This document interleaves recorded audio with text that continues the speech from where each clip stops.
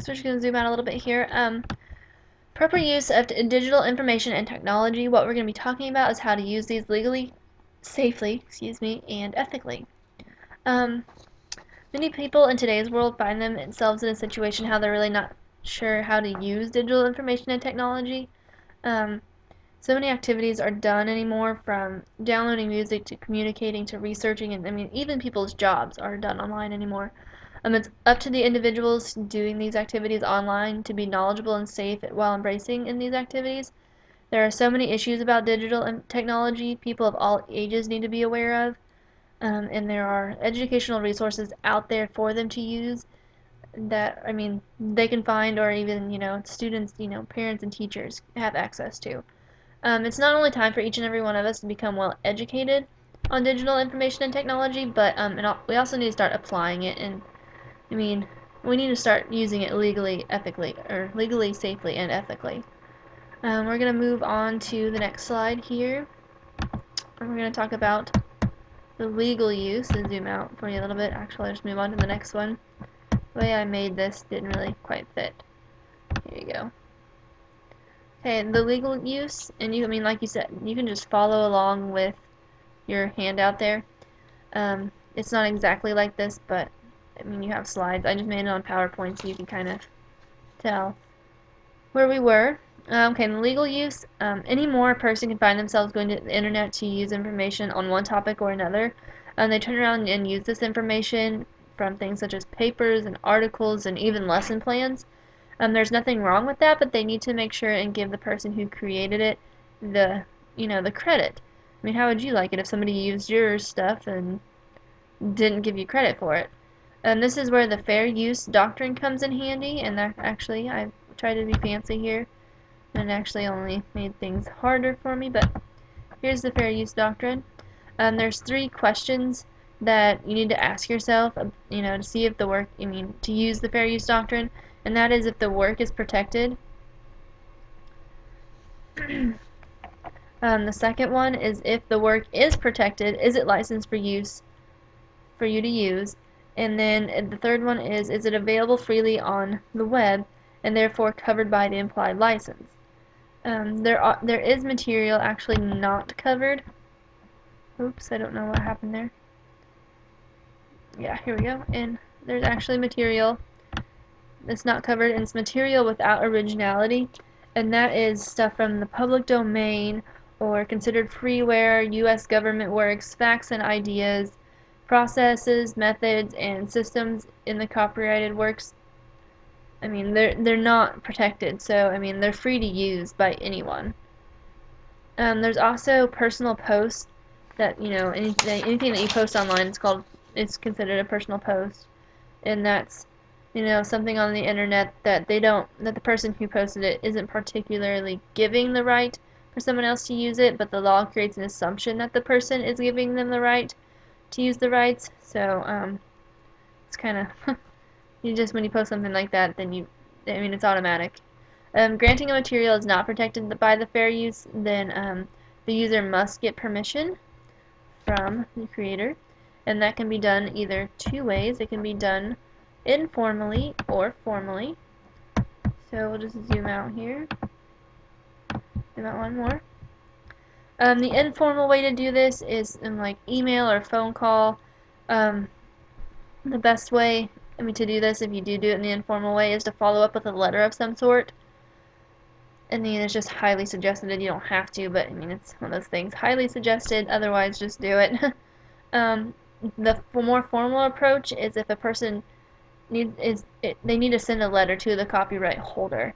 If they need to request a license, they should include the following on their letter, which is the name and contact information of themselves, details identifying the work they are wanting to use, why they wish to use the work, such as personal, research, commercial, commentary, criticism, review, or educational purposes, and then how they intend to use the material, such as length of time, number of times it's going to be used, where it's going to be used, and website, newsletter, and so on. Now we're going to move on to the digital safety, which is right here, which we could probably just do that again and zoom out. Here we go. There are three things we're going to talk about digital safety, and those are like the websites you can go to get information about them, children as victims, which is highly important, and so is cyberbullying. So let's go to the websites over here. Zoom out once. Websites. One website that I'm just going to give you an example of is NetSmarts. Websites such as this one gives advice, tips, games, and much more. I mean, advice for parents, teachers, educators, even law enforcement. I saw on one of them, and like parents can go and talk about like a certain situation or click on a certain situation that they might be in, and it gives them tips, ways to help their children or about anything you can think of. Games is, I mean, children of all ages, teenagers can even go and read articles about what has happened to other teenagers, which teenagers anymore, they like to know, hey, that happened to them, that's happening to me, what did they do, and then they can kind of maybe solve it for themselves. Or, maybe it tells them to go somewhere, talk to somebody, and then the problem can be solved that way too.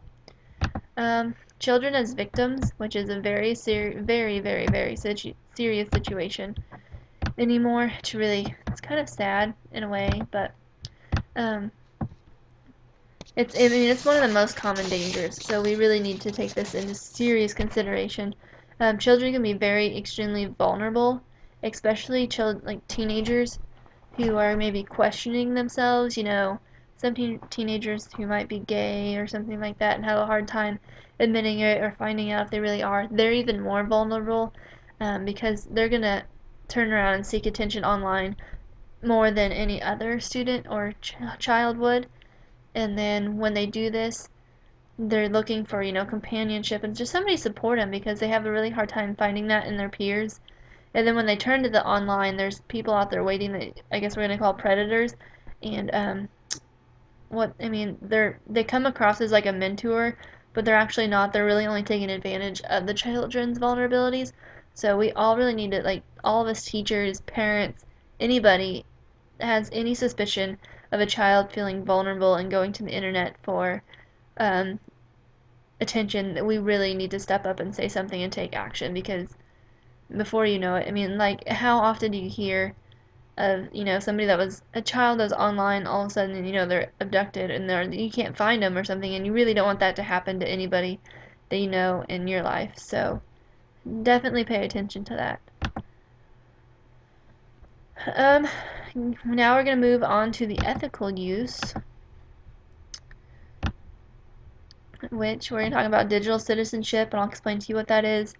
Teachers and parents need to make sure to promote these ethical behaviors that we're going to talk about. One thing that we're missing here, actually, I just realized for some reason it like skipped, but I know I have a slide for it, is cyberbullying, which I don't know. I mean, it's listed there, but it's not. Well, it's there, but I don't know how to get back to it without stopping all this. What cyberbullying is, I mean, it's a way to use technology to harass, threaten, embarrass, or target another person. It happens to children, but it can also happen to adults, and that's when it becomes cyber harassment or cyber stalking, and this can have legal consequences and even jail time. Um, there's people out there who create, fake profiles and cyberbully other people, especially teenagers. This really happens, and then all of a sudden, I mean, nobody knows knows who this person is, but I mean, it's somebody you actually know, but you don't know it until actually you may never ever know it. Just it's actually somebody you know, but you don't actually know that it's somebody you know, and they're just cyberbullying you. And I mean, this can happen in videos or posts or blogs or any certain form. I mean, there's also things we have to watch when we're emailing, texting, the tone that we use, because it's hard to identify the tone when you're just reading words instead of actually being face to face. So, I mean, we have to be really careful about that too, because somebody can misinterpret how we meant to say something and take it the wrong way, and then all of a sudden, bam, it turns into cyberbullying, and it really wasn't meant to be that way. So now let's see if I can get zoom back in here to ethical use, and then we'll go back to that. I'm so sorry about that, but I don't know. I even made sure that this was all set up before I actually started recording. Okay, ethical use is kind of, it plays a major role both in the legal and the safety. I mean, it's kind of the base. I mean, you have to learn how to use something ethically to be able to use it safely, and legally. So, but students alone need to understand the human, cultural, and social issues related to technology and also practice legal and ethical behavior. This is known as digital citizenship, and students who demonstrate this quality they will actually kind of show a few qualities, and they promote and practice safe, legal, and responsible use of digital information and technology, show a positive attitude towards the use of technology that supports collaboration, learning, and productivity. They have a personal responsibility for lifelong learning and display leadership among their peers for digital citizenship. It's up to the children's parents and teachers to promote such a positive topic to them. Without the encouragement of the parents and teachers, children are not going to take on learning how they should behave when it comes to digital technology, just like when it comes to behaving on an everyday basis. So we need to stress ethical use just as much as we stress behaving regularly. For adults who haven't grown up in the digital age and learned how to behave ethically, use your common sense. I mean, it's just like acting. Think about something before you do it, just like you do in person. Um, Personally, I do not understand why it is so hard for people to use digital information correctly. I mean, there's always going to be some people out there who do not care enough, they continue to use information illegally, unsafely, and without ethical behavior. But really, the only thing that we can do for this problem is just learn how to face it, and we just need to learn how to, be safe and legal and ethical. And I mean, if we can do that, then those people who don't care or whatever, then it's not going to matter because we're going to be smarter than them, and we're going to be like, hey, I don't want to do this, or something like that. Um, the more times people get away with being able to use something illegally, the more times they're going to feel like, oh, I can just do that, and they're not going to care. Um, I mean, ethical behavior is a key part in practical every aspect of digital technology. People need to know how to act and talk correctly through text messages, emails, social media websites. Children need to be taught this at a very, very, very early age. It's it's easier to teach a puppy than it is an old dog how to do new tricks, right? So we need to keep that in mind. Um, when they're taught young, they're more likely to take it seriously when they are older. It may also help them out in a situation they do end up in that they may be unsure about because they will know. Because, if they're unsure about it, but they've been, taught, then they, might be able to go and tell their parents and or their teachers and then be able to get help and get the problem taken care of in the best way possible. Adults who are not taught how to act ethically in the digital world really need to take the time to learn. Every single person could become educated, informed, and knowledgeable about all the features of the digital information and technology. Then the digital world could be a much safer place for everyone involved. So, yeah, we just take the time to learn how to use something so precious to us the right way.